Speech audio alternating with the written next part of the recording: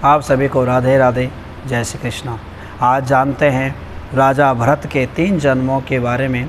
राजा भरत ऋषभदेव के पुत्र और बड़े धर्मात्मा प्रवृत्ति के राजा थे। अपने कर्तव्यों का पालन करने के उपरांत संन्यास ग्रहण किया, वन में गए, तपस्या करने लगे, लेकिन मृग शिशु के मुँह में पड़ जाने के कारण अपना जीवन यूं ही व्यर्थ किया।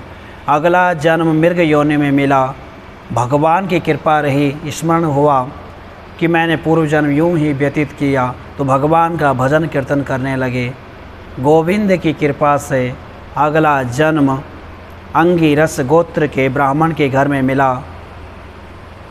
और सबको भरत जी ने यूं दिखाया कि मैं जड़ हूँ, तो पिता ने जड़ भरत नाम रखा। माता पिता की मृत्यु के पश्चात भाइयों ने कहा कि भरत तुम खेतों की रक्षा करो। भरत जी खेतों में आए।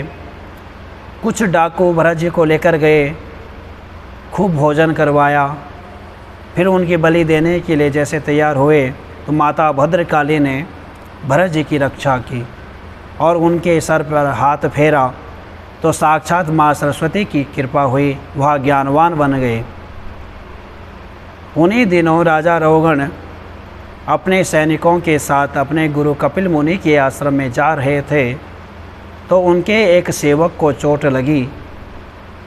कहा कि जाओ किसी व्यक्ति को पकड़ कर लाओ। तो भरत जी को पकड़ कर ले गए।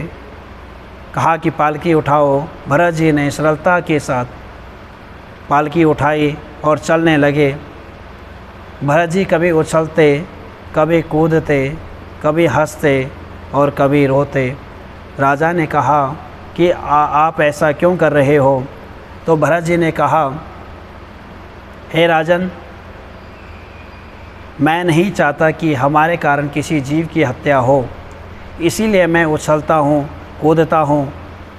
कुछ जीव हमारे कारण बच जाते हैं तो मैं खुश होता हूँ, कुछ जीव हमारे कारण मर जाते हैं तो मैं रोता हूँ।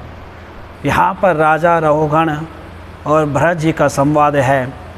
भरत जी बताते हैं कि आप ही के वंश में मैंने जन्म लिया था और अपना सारा वृत्तांत राजा रोगण को बताते हैं और कहते हैं कि जैसे आप अपने गुरु के पास पालकी में बैठकर जा रहे हो, गुरु के पास कभी भी ऐसे नहीं जाना चाहिए।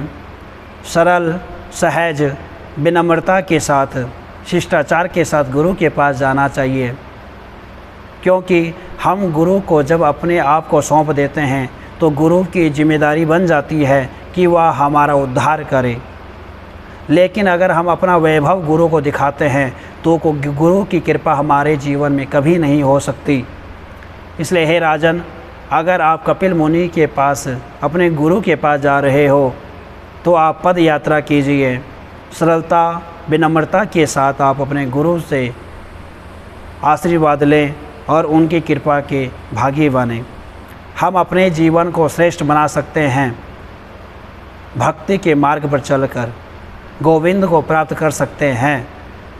हम अपने गृहस्थ आश्रम का पालन करते हुए भी भगवान को प्राप्त कर सकते हैं। गृहस्थ आश्रम का पालन करते हुए जो व्यक्ति भगवान की भक्ति करता है, भगवान उसी की भक्ति को श्रेष्ठ बताते हैं और भगवान रीझ जाते हैं। इसी के साथ राधे राधे, जय श्री कृष्ण।